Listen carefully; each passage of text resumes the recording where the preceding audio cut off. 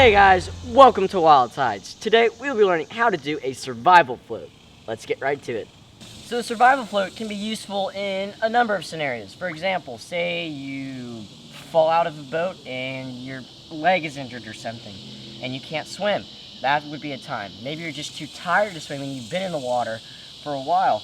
Or maybe you just don't want to swim and you're just trying to conserve your body heat. All those are good scenarios to use the survival float in. So now I will demonstrate the survival float.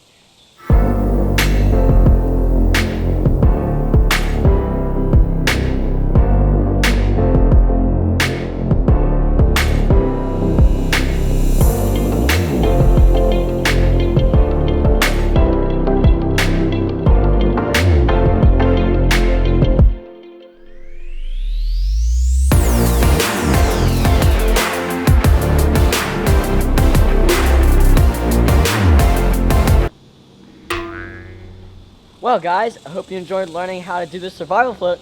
My name's Jack, this is Herbert. Be known will be quick, and we'll see you next time.